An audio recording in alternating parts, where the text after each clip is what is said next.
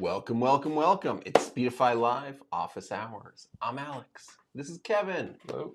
Kevin is the lead developer on Speedify, so this is your chance to get answers. We have moved things around the studio, so it's slightly awkward. Camera's a little bit closer than usual. But all right, so wherever you're watching, YouTube, Twitch, if you have questions for us, just type them in the comments and we will see them. So I see, for example, that Computer Lab has lots of questions for us.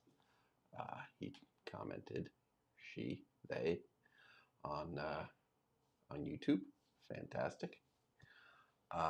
Look forward to it. So, Starlink on flights. Are you guys excited about this? Is it going to be good to have high-speed internet on airplanes? You finally won't be cut off, or you'll be trapped in a nightmare scenario where there is no peace anywhere. How do you see it?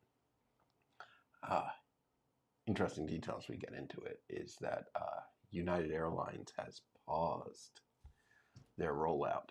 They've turned it off. They were putting it on the United Express planes.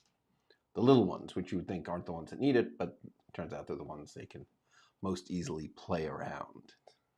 And they paused the rollout because they were saying they were getting interference to the pilots' radios. So anyway, Starlink on airplanes, good or bad? Tell us about it. I guess my question is, how much are they charging for it? And how much are they planning to charge you as it rolls I out more? think they were talking about just making it free. Oh, okay. It's, we'll see. Well, I think at this point it's free. Whether it'll stay that way when it comes out of trial, we'll see. So we've got a Between Two Palms video on YouTube you should check out. If you're on YouTube, you're probably on our channel and can find it. Otherwise, head over to YouTube, look for Speedify. We're talking about Windows 10 retiring and the pros and cons of upgrading to Windows 11. Got another one up about super long-range Wi-Fi routers. The company Halo was doing 900 megahertz Wi-Fi and pretending it's a new thing. Don't want to be mean, but we were doing that in 2004 or whatever. But it's an interesting conversation about all the things you can do to try to squeeze extra range out of your Wi-Fi and why you'd want to. All right. Any questions? No questions yet. I thought you guys had questions for us. I'm going to back up a little bit because my head's getting cut off. All right, there we go. I said we moved the camera so the tape marks on the floor aren't in the right spots anymore. Yeah, so United, they're saying that they stopped the Starlink. We'll talk about Starlink since you guys don't seem to have Speedify questions right now. Because the pilots were hearing static on their radios, and they blame the Starlinks.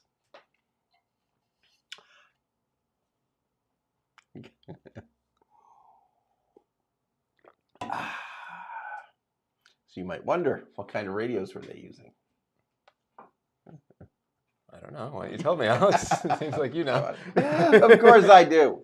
So it turns out the radios they use to talk to the air traffic controllers are AM radios running in the air band, which is part of VHF. It's like 107 to 138 megahertz. They're AM radios. This is not an accident. This is not them failing to upgrade to latest technologies. They looked at all the technologies and decided that AM is the best technology for real-time air traffic control. Because AM has this crazy property, which in most applications is terrible and why we don't use AM anymore. If you mix two AM radio signals, and then when it hits the radio, what you get out is a sound that sounds very similar to what you would have gotten if you mixed the two sounds. So two people are talking at the same time on the same AM frequency. You hear both talking the way you would if they were both talking to you in the room, right? Every other radio technology, they purposely make sure that only one wins. so you never get garbled data, right? FM, if you have two signals showing up, whichever one is taller is the one you get. That's the only one you receive. You don't hear the other one, which means that also any noise that isn't a nice clear voice signal shows up as static. Any data packets that accidentally land on the AM radio, that's a burst of static that sounds terrible. All right, Ryan asks, can my car tune into air traffic controllers? Well, your AM radio on your car only goes up to 1.6 megahertz, right? 1600 kilohertz is the highest AM station. I basically think that if you were able to keep spinning the dial till you got up to 108, you probably would be able to pick it up, but it just doesn't go that high. It's 100 times higher in frequency. All right. So apparently the Starlinks are interfering. Now, I happen to have once upon a time gotten up a whole bunch of radios through FCC certification, and it is bonkers where interference can come from. Like, it sounds weird, but so if you're sending a signal at 3 gigahertz, you can pick up the signal at 1.5 gigahertz, at 750 megahertz, right? At a half, a quarter, an eighth, the signal shows up again, lower. You can also, if you're sending packets at 3 gigahertz, if you're sending packets at a regular basis, like 1,000 a second, those packets probably end up making you show up as a 1 kilohertz signal as well. Because you are 1,000 times a second, you're doing something that's, a kilohertz. So just sending packets at a regular basis on some frequency makes you show up on the frequency, which is the rate that you're sending packets at. Yes, there are harmonics, and then there's also, the idea that doing stuff at that frequency can make packets. And then there's beat frequencies. If there are two radios on the plane, you will also, and you of course you see there are two signals if you pull it up on Spectrum Analyzer. You'll also see signals at the sum and the difference of the two radios' frequencies, right? They're beat frequencies because they each go at different rates, but every once in a while they line up and make a spike. And so those spikes end up showing up at a regular basis at the sum of the frequencies and the difference of the frequencies. So even though no one is transmitting at those frequencies, they are. Together they are. So in the end, this all probably comes down to some guy with aluminum tape, with copper tape, putting in a few spots until the weird signal goes away, and then they call it a fix. It's terrifying how after all this design, all this RF modeling, the last step is often one guy going around with some copper tape sticking it on things to make that last weird bit of signal go away. And that just seems to be the reality. All right. What is new with Speedify? We're getting there. What is new with Speedify, Kevin? Yeah.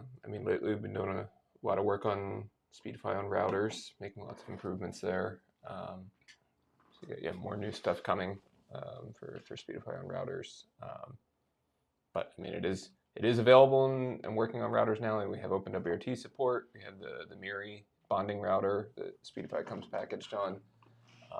So you can get Speedify on routers right now, but we're continuing to make more improvements there.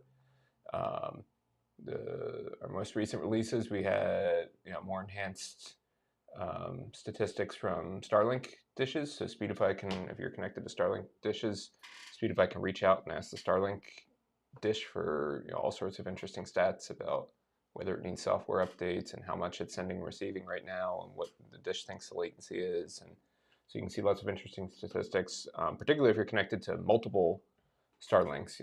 It's a pain to try and juggle around and have your app talk to that. Speedify can just reach out to all of them and get stats from all of them and show it right in the Speedify UI.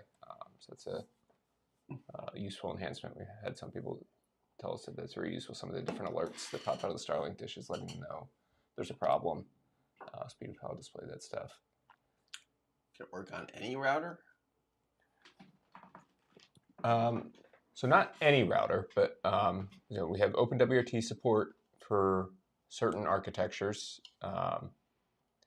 mostly ARM-based ones. We don't have support for MIPS-based routers right now, and I don't know if we will. A lot of those are pretty slow processing power-wise. It is a disagreement in the company. I think we should just not support MIPS.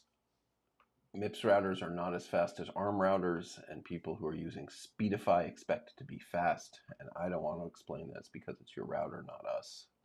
If they didn't choose the fast router, they shouldn't use Speedify. I think it's that simple.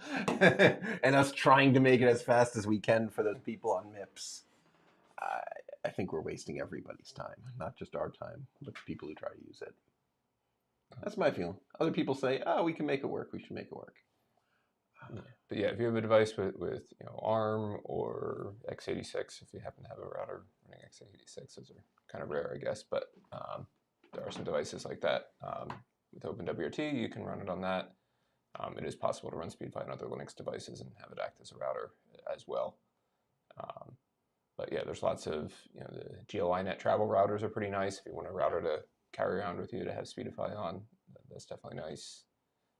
And then there's the MIRI X510 for more professional use cases. You can get all sorts of connections plugged into that. It has 2 SIM slots for 4G and 5G, and you can plug up to 4 Ethernet WANs into it if you don't want to use any of them as LAN. It has Wi-Fi, USB for tethering, so you can have lots of nice rugged design with battery packs and things like that. So definitely useful for professionals on the go.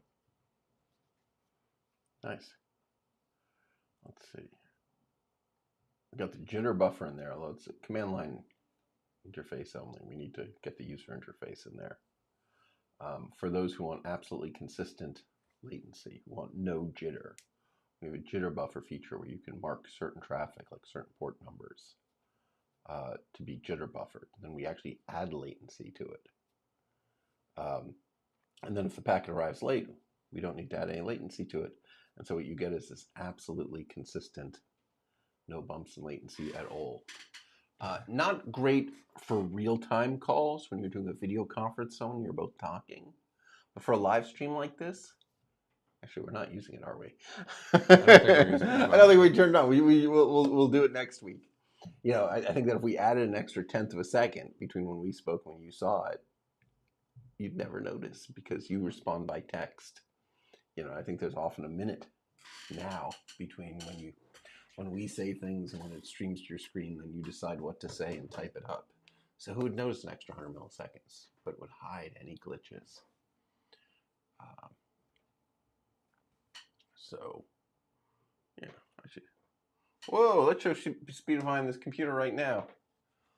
What is going on here, Kevin? So this is Speedify running on this Mac Mini that we're live streaming from right now. And it's got a couple internet connections. It has Ethernet going over the Comcast cable modem. It has Wi-Fi. Oh, it has Wi-Fi to a Starlink dish, which has run out of data. And we have been capped by Starlink to 1 megabit. And then it has cellular from a tethered iPhone.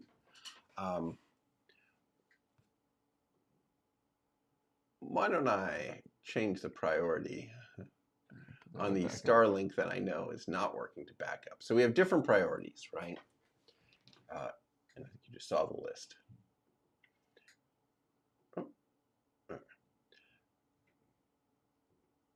There's automatic, which lets Speedify pick it for you. There's primary, which means use it all the time. If this connection will help, Speedify should use it. There's secondary, which means use a little less. Use it for speed boosts if you need it. But honestly, if the primary connections can handle it, let them handle it. Backup connections are the connections that you only want to use if you need to stay online, either because they're very expensive or perhaps because you know they're pretty terrible. Like in this case, Starlink has speed capped us to 1 megabit. There you go. Graph's starting to look much more normal. So now you see it. It's using the Comcast cable to send pretty much all the data. And it has backed off, right? So there is the cellular, but right now it's basically not using it, right? But the moment you see things go badly, look at that. Yeah, loss on the Starlink, yeah. Look, that was our problem. That's why Speedify was freaking out and using all the connections. The Starlink was losing just about a quarter of the packets. Oof, a nightmare. So Speedify was covering for it. Nice, good work.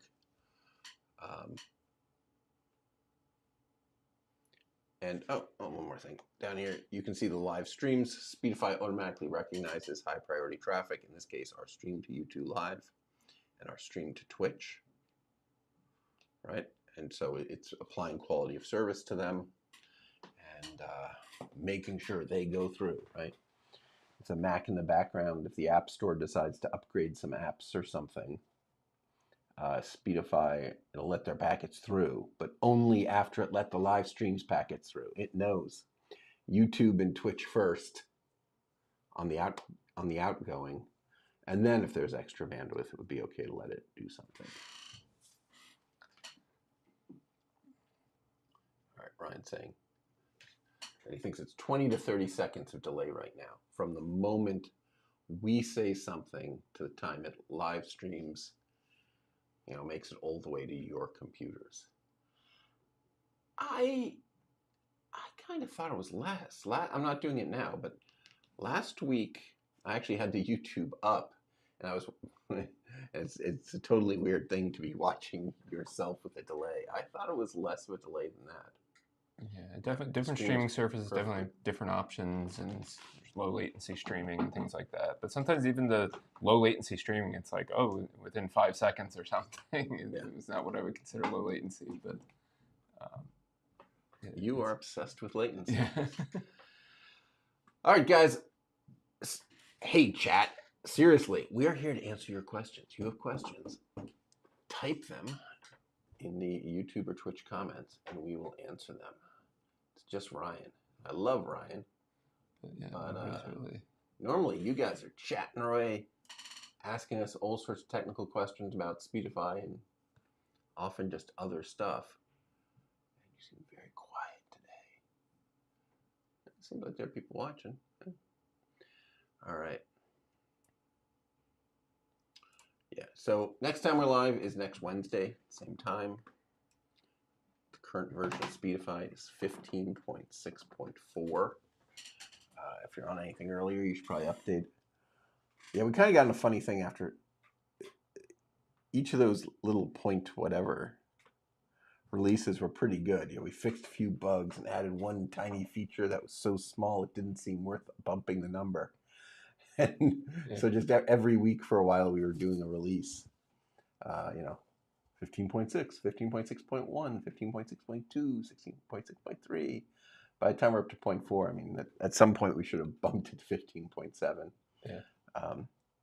So I think we'll do that this week. I think we're going to do a release with very little new that we'll call 15.7 this week. And that's fine. Point is, you guys should stay up to date. You shouldn't get more than like 6 months behind. The software stops working 2 years after it was released. But honestly, we're putting out software at least every month here, and you shouldn't fall that far back. All right, Lad says, if Neuralink went mainstream, could current networks handle the usage?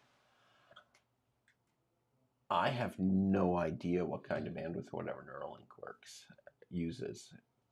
I could imagine it being super low bandwidth, that it just pops out some text of what the person is thinking about. In fact, I suspect it's more like that than live streaming video from inside the person's brain.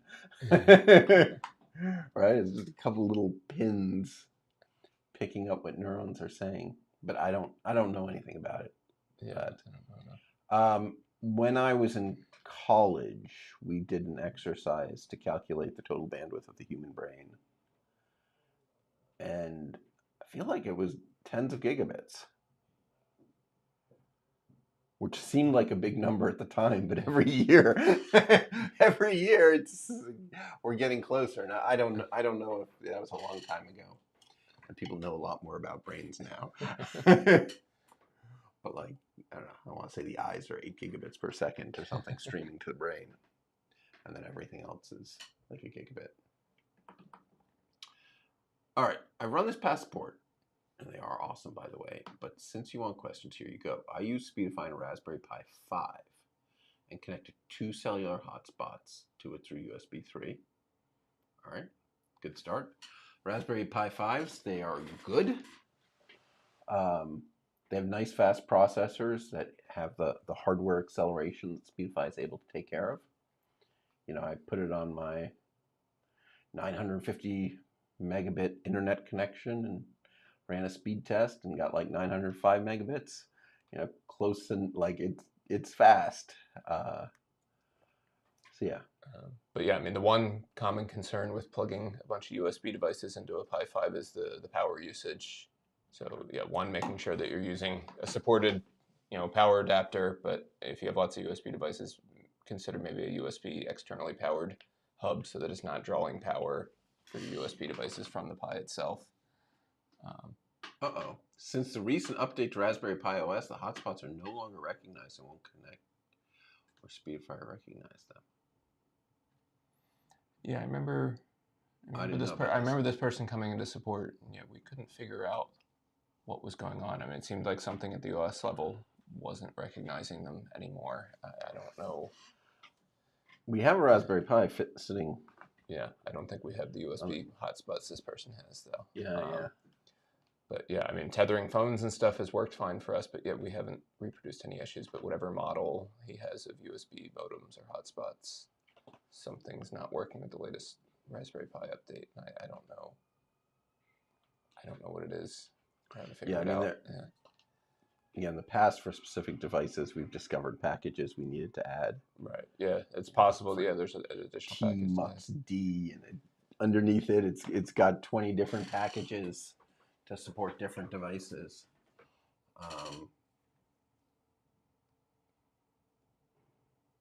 Right. So I think Fireman understands, right? So Speedify, it's watching your operating system for anything that looks like an internet connection, a network device that has an IP address, and then we try to use it. And we learn about it and try to figure out, does this actually get to the internet? What's its latency? What's its loss? Does it seem like it's cellular? And Speedify figures all these things out, populates the stats, and decides how to use it to improve your internet. But if the operating system doesn't think it's an internet connection,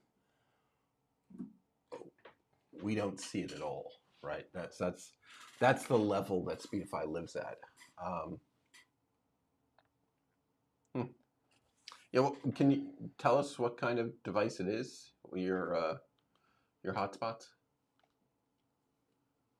They Wi-Fi's or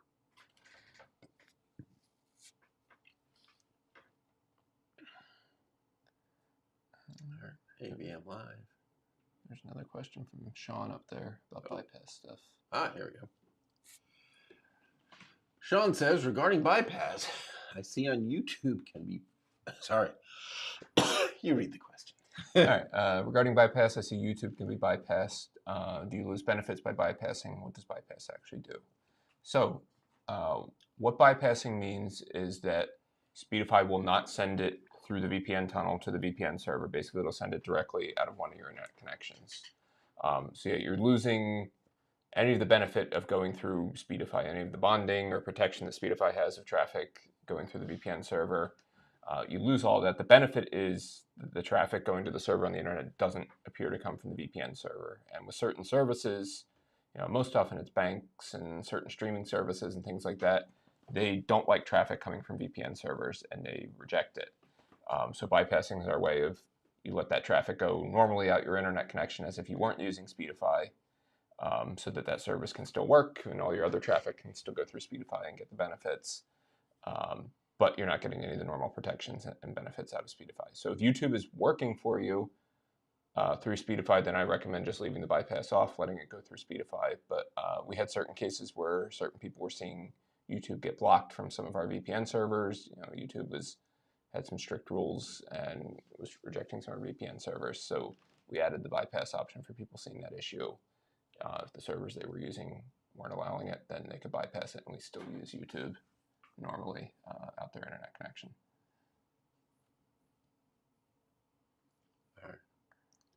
All right. Thank you for the information about your devices. All right, so that's pretty crystal clear that it has something to do with Raspberry Pi OS and which drivers they decide to include or whatever. Rolling it back fixed it.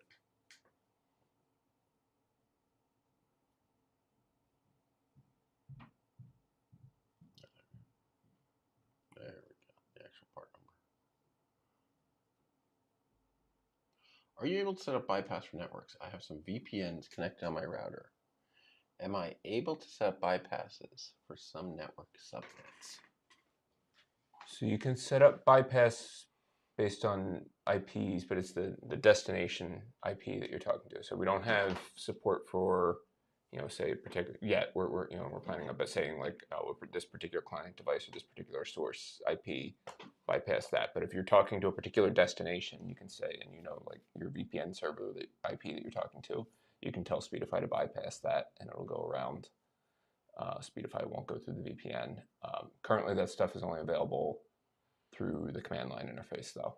We might add more of that into the UI and things like that. But there's a streaming bypass command on the Speedify CLI, and you can specify domains, ports, IP addresses that you want to go around Speedify, and set up rules there through the CLI.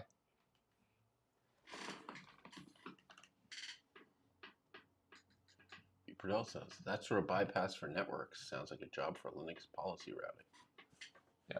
Yeah, a lot of that stuff you can handle right in the US as well. If Speedify doesn't have support for that. Yeah. Meaning, if it's in that IP range, have Linux give it to your other VPN instead of giving it to Speedify and asking Speedify, right? Yeah, if that's what they mean, then yeah, set up something in IP tables or some of the policy management stuff in Linux. Yeah. When will you guys have a Philippines server? Oh, that's a question for Brian Perdell, who seems to be here. Add firewall rule to mark packets and add policy route stack on that. So, yeah, I think there's not. Brian will probably say something about Philippines, but I think the nutshell is that when we've put servers in the Philippines in the past, they have not made things better for people in the Philippines. That so often you're trying to get off the islands, and that what you're really looking for is improvement there, and that we've gotten better performance sending people in the Philippines to use a server in Singapore than we have when we've put servers in the Philippines, for reasons having everything to do with Philippines. Yeah. Most rented servers in Manila have connectivity that's about as good or worse than our customers' home internet there. All right. Yeah, that's too bad.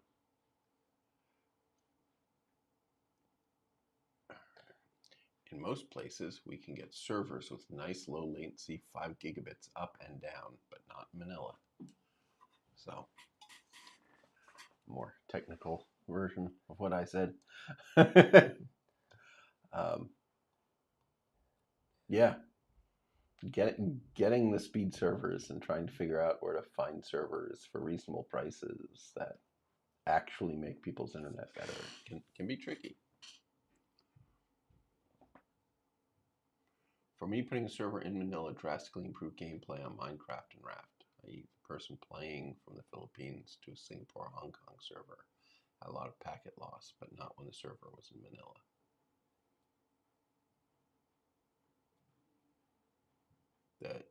Yeah. So yeah, I mean, for VPN server, or you mean the Minecraft server?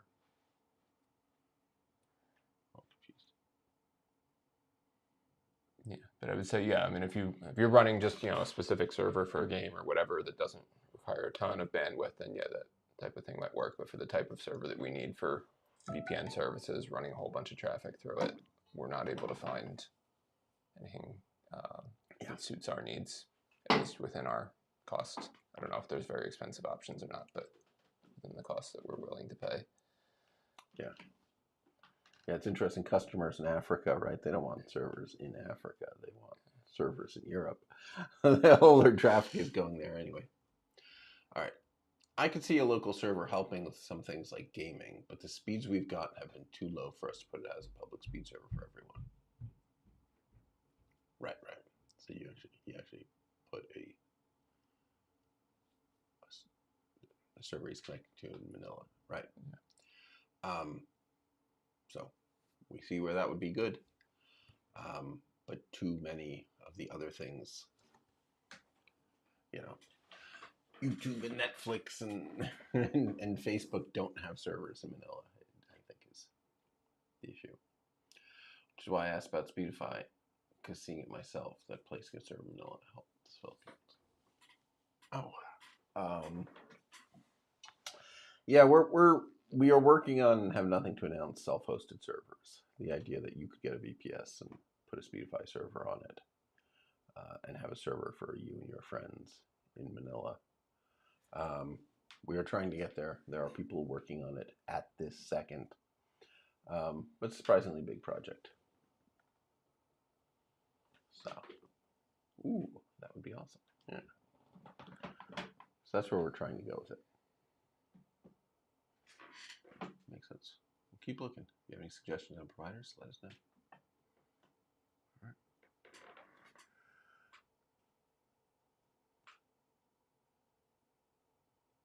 A thought has occurred to me before. What if different speed servers could give you messages when you connected? You know, you connect to the Manila server, and it just straight up says, like, this is great for connecting services in the Philippines. But if you're trying to get out of the Philippines, you should pick a different server. If Speedify would just say that when you connect to it, you know, would that be interesting? Would that be helpful? I don't know. Just a little thought. All right. Oh, we are at 10:37.